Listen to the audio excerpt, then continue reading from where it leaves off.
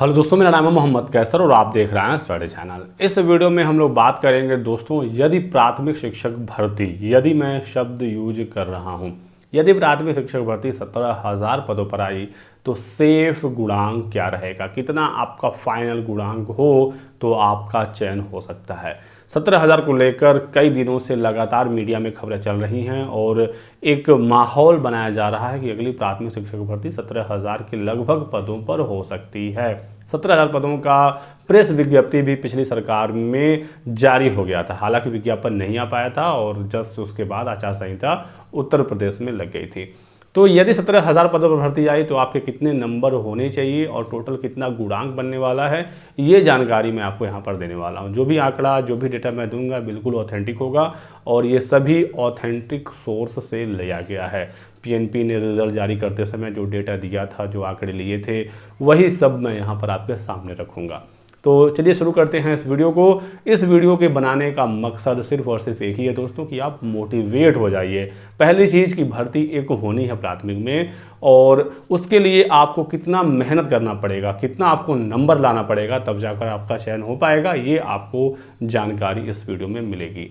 तो बने रहें। वीडियो में कुछ भी पसंद आए तो लाइक करें और चैनल को सब्सक्राइब जरूर कर लें।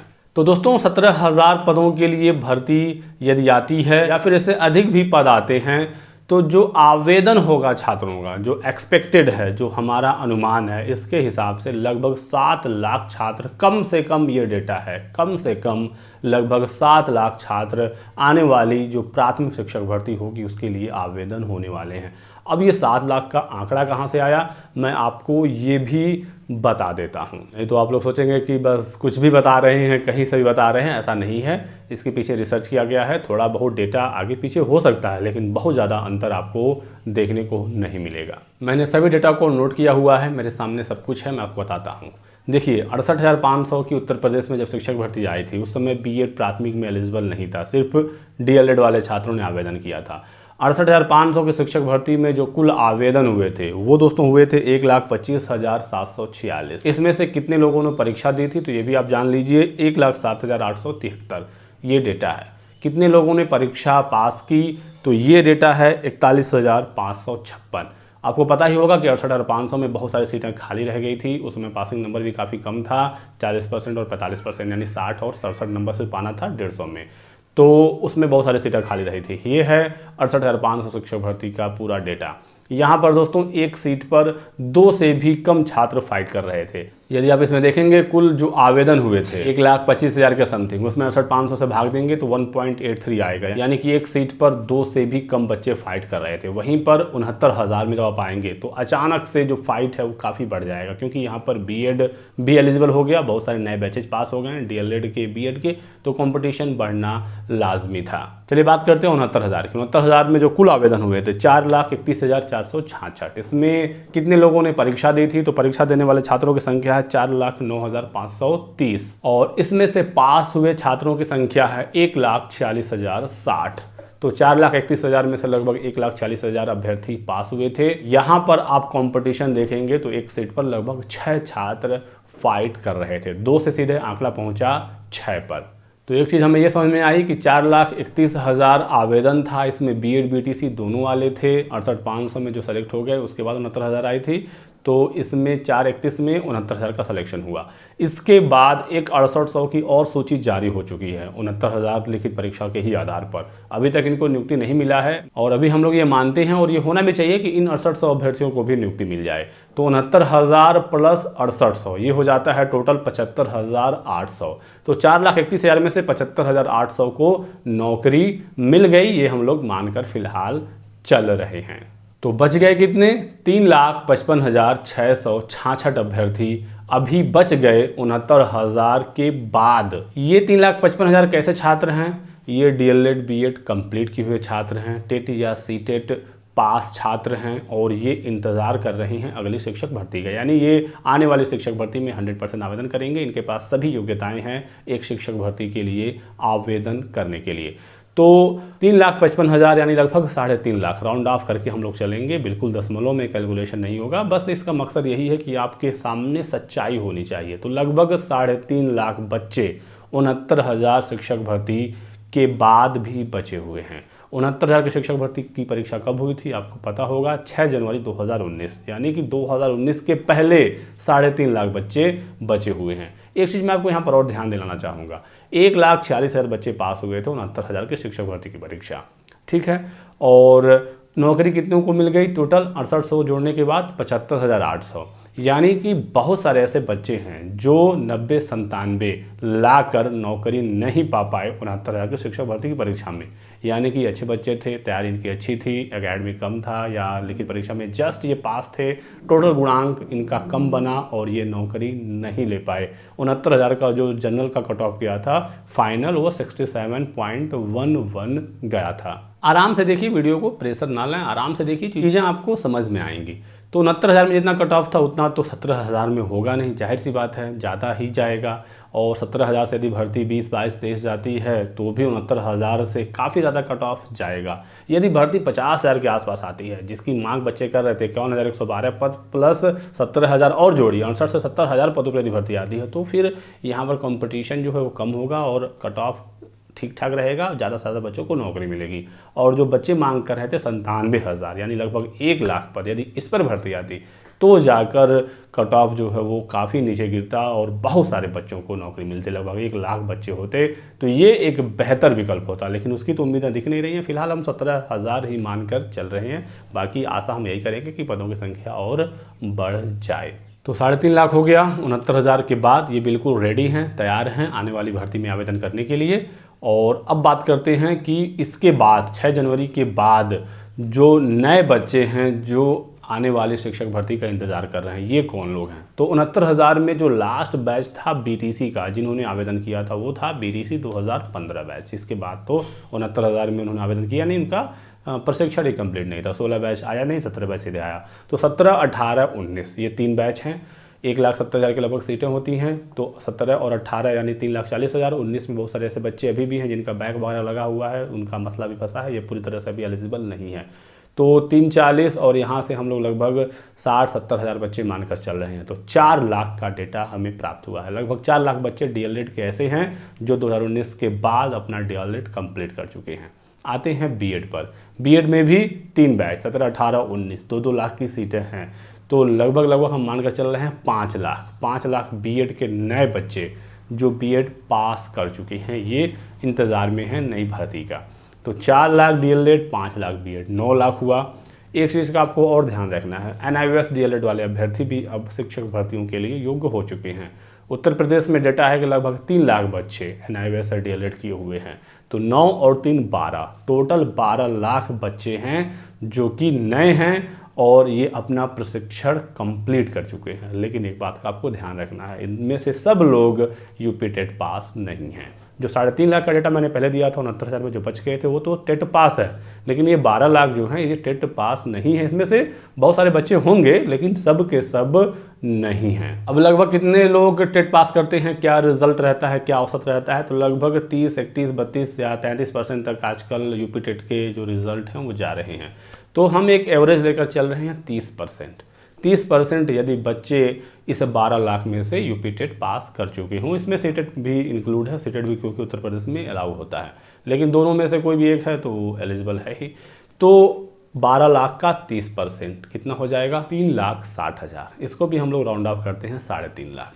तो 3.5 लाख हो गया 69,000 के बाद और 3.5 लाख हो गए नए बच्चे, यानी टोटल 7 लाख बच्चे नए शिक्षक भर्ती का इंतज़ार कर रहे हैं जो पूरी तरह से एलिजिबल है, हर तरह से ये तैयार हैं नए शिक्षक भर्ती में आवेदन करने के लिए। तो इतना कुछ मुझे एक्सप्लेनेशन देना पड़ा इस 7 लाख का आंकड़ा के लिए। हालांकि ये 7 लाख का जो आंकड़ा है ये 8 लाख भी हो सकता है, ये कम से कम 7 लाख हैं क्योंकि बहुत सारे बच्चे ऐसे हैं जो 69,000 में आवेदन नहीं कर पाए थे। बीएड वाले बच्चे हो सकता है उनका टेट एक्सपायर हो गया हो, पहले यूपी टेट 5 साल का वैलिड था, या उस समय तक वो टेट ना क्वालिफाई की। आजकल टेट के पेपर आसान हो रहे हैं, इस बार का टेट आपने देखा ही कि रिपीट हो गया 17 का पूरा पेपर, ज़्यादा बच्चे पास कर सकते हैं यूपी टेट।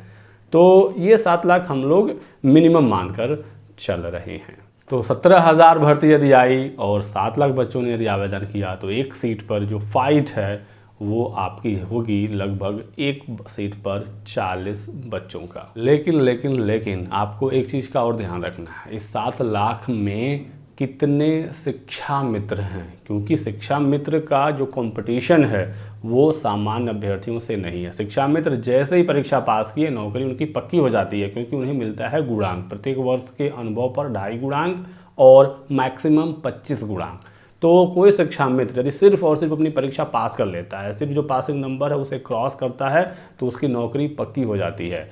तो इसका भी हमें ध्यान रखना है। और पूरे चांस हैं कि आने वाले शिक्षक भर्ती में एक और शिक्षक भर्ती जो अगली होगी, इसमें शिक्षा मित्रों को फिर से भारांक दिया जाएगा।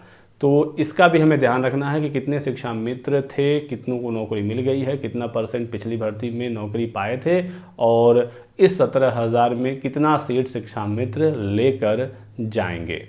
तो चलिए फिर आते हैं आंकड़ों पर। 69,000 के शिक्षक भर्ती में कितने शिक्षा मित्रों ने आवेदन किया था? तो ये डेटा है 48,973। इसमें से कितने लोगों ने परीक्षा दी थी? तो ये है 45,357। इसमें से 8,018 शिक्षा मित्र पास हुए, नौकरी सबकी लग गई। तो आवेदन था लगभग 48,000 का और पास हुए 8,000, यानी 41,000 शिक्षा मित्र 69,000 के बाद भी बचे हुए हैं, जो टेट पास हैं लेकिन परीक्षा नहीं पास कर पाए, तो उनकी नौकरी नहीं लग पाई। 41,000 ये बचे हुए हैं। अच्छा, 41,000 ये 69,000 के बाद वाले हैं। उसके बाद यूपी टेट 2019 हुआ। यूपी टेट अभी एक हाल ही में हुआ जिसका रिजल्ट आना है। सीटेट के एग्ज़ाम लगातार हो ही रहे हैं। अभी एक सीटेट का रिजल्ट आया है, हो सकता है अगली शिक्षक भर्ती से पहले एक और सीटेट की परीक्षा देखने को मिल जाए, जुलाई वाली। तो अभी और भी कुछ शिक्षा मित्र पास होंगे ही होंगे। तो 41,000 के बाद मान लेते हैं कि 9 ही 10,000 और शिक्षा मित्र पास हो जाते हैं। तो 50,000 शिक्षा मित्र मान लीजिए पास हो गए और ये लोग आवेदन किए, तो 7 लाख में ये 50,000 भी इंक्लूड है, यानी कि 6.5 लाख नॉर्मल अभ्यर्थी हैं जो BEd BTC वाले हैं, और 50,000 ये शिक्षा मित्र हैं। 69,000 में देखा जाए टोटल आवेदन और जो पास शिक्षा मित्रों की संख्या है, तो रिजल्ट बना था 18% का। तो 50,000 जो नए शिक्षा मित्र हैं जो अगली भर्ती में आवेदन करेंगे, इसका हम 18% देखें तो ये आंकड़ा निकल कर आता है 9,000 का, यानी कि 17,000 में से तो 9,000 सीटें लगभग शिक्षा मित्र ही लेकर जाएंगे। तो बची कितनी दोस्तों सीटें? 8,000। तो 8,000 सीटें बच रही हैं नॉर्मल स्टूडेंट के लिए। इसी वजह से जो सीट है 17,000 ये बढ़नी चाहिए, नहीं तो जो समस्या है वो आगे भी बनी रहेगी। भर्ती आने के बाद भी बहुत ही कम लोगों को नौकरी मिल पाएगी। और इस तरह से यदि आप देखेंगे 6.5 लाख जो बच्चे हैं वो 8,000 सीटों के लिए फ़ाइट करेंगे, तो यहाँ पर जो एक सीट के लिए फ़ाइट होगी वो 40 की नहीं सीधे 80 की हो जाएगी। तो ये एक्चुअल जो सिनेरियो है वो ये है, और इसको ध्यान में रखकर आपको अपनी तैयारी करनी है। पढ़ाई में लग जाइए, बेहतरीन तैयारी करिए, मेहनत करिए, दिन दुगुनी रात चौगुनी मेहनत करेंगे तभी जाकर सिलेक्शन हो पाएगा। कुछ दिनों तक यदि आपने मेहनत कर दी, कुछ दिनों तक यदि आपने सब कुछ त्याग कर सिर्फ फोकस्ड कर दिया अपने बुक्स पर, अपने नोट्स पर, तो फिर आगे का जो आपका लाइफ है, आगे की जो भविष्य है वो आसान हो जाएगी। अच्छा, एक चीज़ और देखिए, 17,000 सीटों पर भर्ती यदि आती है तो आरक्षण का जब नियम लगेगा, 40% UR की सीटें, 10% EWS, क्योंकि EWS का भी आरक्षण मिलेगा, टोटल 50% ये हुआ, तो 40% UR की जो सीटें हैं, 17,000 का 40% होगा 6800। 6800 सीटें जो अनरिजर्व के लिए हैं, सामान्य वर्ग के अभ्यर्थियों के लिए।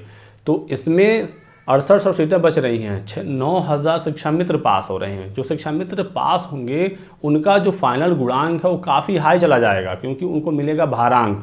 और बहुत सारे शिक्षा मित्र, मोस्ट ऑफ द शिक्षा मित्र भारांक के साथ ओवरलैप करेंगे और वो अनरिजर्व सीटों पर सेलेक्ट होंगे। तो ये आप सोचिए कि 6800 सीटें UR के लिए बच रही हैं, इसमें से बहुत सारे शिक्षा मित्र UR की सीटें ले लेंगे, तो बचेगी क्या? बहुत ही कम सीटें बचेंगी। इसी वजह से सीट बढ़नी जरूरी है, नहीं तो काफ़ी एक बड़ा विवाद हो सकता है। बहुत सारे शिक्षा मित्र UR वाली सभी सीटें ले जाएंगे, फिर जो सामान्य वर्ग के अभ्यर्थी हैं, जो नॉर्मल स्टूडेंट, उनके लिए तो कुछ बचेगा ही नहीं। बाकी OBC का 27% आरक्षण है, SC का 21% है, ST का 2% है। अभी हम PH वगैरह का नहीं लेकर चल रहे हैं, बस ये मेन आरक्षण लेकर चल रहे हैं। इस तरह से UR के लिए भी समस्या ज़्यादा है। और OBC की चलिए बात कर लेते हैं। OBC में मैं आपको एक चीज़ बता दूँ कि कॉम्पिटिशन कितना तगड़ा है, आप इससे समझ पाएंगे। आपने देखा होगा 69,000 के बाद जो 6800 की सूची जारी हुई थी, 6800 में तो सिर्फ रिजर्व कैंडिडेट थे, OBC SC वाले अभ्यर्थी थे, ठीक है। इसमें जो पहला गुणांक था, जो 6800 की सूची जारी हुई, पहला गुणांक जो OBC के छात्र का था वो था दोस्तों 66.48, और आखिरी बच्चा 6800 की सूची में उसका जो गुणांक था 66.53, यानी कि एक से भी कम गुणांक में लगभग 6000 बच्चे ओबीसी के थे। तो सोचिए कि एक एक गुणांक पर 6-6 हजार 7-7 हजार बच्चे हैं, तो कंपटीशन का लेवल कितना है। चलिए सब कुछ करते हैं साइड, बात करते हैं अगली भर्ती में आपका कितना सेफ गुणांक होना चाहिए। अच्छा, 69,000 में एक चीज़ आपने और देखा होगा, उस समय 2015 बैच लास्ट शामिल हुआ था 69,000 में। तो वो जो बच्चे थे वो पहले वाले थे, पुराने बच्चे थे। उस समय जो उनके एकेडमिक होते थे वो भी कम होते थे, क्योंकि पहले 10वीं 12वीं में या ग्रेजुएशन में कम नंबर मिलते थे। बाद में नंबर देने की प्रथा हुई। अब तो आपने देखा ही कि 30-30 नंबर प्रैक्टिकल में ऐसे ही मिलते हैं, 30 में 29 नंबर, 30 में 30 नंबर। तो अब जो नए बच्चे आ रहे हैं उनका एकेडमिक गुणांक भी काफ़ी बेहतर है। 69,000 के समय एवरेज जो एकेडमिक गुणांक हुआ करता था वो 25 से 26 हुआ करता था। अब के कंडीशन में एवरेज 30 से 31 है। वैसे तो बहुत सारे बच्चों का तो 37 है, 36 है, 40 में। तो ये भी एकेडमिक गुणांक भी महत्वपूर्ण फैक्टर है, और ये आने वाली भर्ती का गुणांक फाइनल वाला जरूर बढ़ाएगा। प्रेजेंट टाइम के बच्चों का गुणांक यदि हम कंसिडर करें, एवरेज 10th 12th ग्रेजुएशन और उनकी ट्रेनिंग, तो 30 एवरेज है। और 30 यदि हम मान कर चलें कि 30 किसी बच्चे का एवरेज गुणांक है जो प्रेजेंट टाइम में अभ्यर्थी हैं, और यदि ये अभ्यर्थी सुपर टेट में 108 नंबर लेकर आता है, 108 150 में, अब इसका जो परसेंट आएगा उसका फिर 60%, क्योंकि 60% जुड़ता है फाइनल मेरिट में, तो ये आएगा 44। 30 एकेडमिक, 44 लिखित परीक्षा से, कितना हुआ 74। तो 74 के नीचे तो आपको सोचना ही नहीं है। 30 तो नॉर्मली बच्चों का है ही है प्रेजेंट टाइम में, और 108, 110, 105, 6 ये तो बच्चे लाएंगे तभी सेलेक्ट हो पाएंगे, क्योंकि पद कम है। 108 के आसपास तो आ ही जाएंगे बच्चों के। तो 74 से नीचे तो कुछ होना ही नहीं है। मैं मानकर चल रहा हूँ कि 75 के ऊपर आपका नंबर होना चाहिए, तभी जाकर आप आने वाली भर्ती में कुछ कर पाएंगे, आपका चयन हो सकेगा। और यदि भर्ती सिर्फ 17,000 के ही लगभग पदों पर आती है, तो कैटेगरी वाइज जो मेरा आकलन है, आपका कितना फाइनल गुणांक जा सकता है। यदि चयन की प्रक्रिया सेम रही, 40% एकेडमिक और 60% लिखित परीक्षा, यूआर का 77 से 78 सेफ गुणांक की मैं बात कर रहा हूँ, ये कम सेफ गुणांक की बात कर रहा हूँ। हालांकि इससे ज़्यादा भी जा सकता है, लेकिन यूआर का 77 से 78, ओबीसी का 75 से 76, 74 पे भी हो सकता है, लेकिन 75 में फिलहाल मानकर चल रहा हूँ। एससी का 74 के आसपास और एसटी का 70 के आसपास। तो ये है एक्चुअल सिनारियो, एक्चुअल जो डेटा है। बाकी मेरा ये एनालिसिस है, इससे इतर भी कुछ हो सकता है। ये बिल्कुल मेरा मानना है, मेरे एक्सपीरियंस पर ये पूरा एनालिसिस हुआ है। बाकी पदों की संख्या बढ़ जाती है तो ऑटोमेटिक जो फाइनल गुणांक है, जो सेफ कट ऑफ है, वो तो नीचे आ ही जाएगा। बाकी आपका क्या मानना है इस संबंध में, आप कमेंट करके जरूर बताइएगा। कैटेगरी वाइज बताइएगा, UR, general, OBC, SC, ST का कितना फाइनल गुणांक जा सकता है। यदि भर्ती 17,000 पर आती है, बाकी बढ़ती है, तो फिर हम लोग आगे इस पर फिर से बात करेंगे। वीडियो पसंद आया तो लाइक कर दें, चैनल को सब्सक्राइब कर दें, और हमारे साथ जुड़े रहें, पढ़ाई करें, मोटिवेट रहें, और इसी तरह की ऑथेंटिक और लेटेस्ट इन्फॉर्मेशन पाने के लिए आप हमारे साथ जुड़ जाइएगा।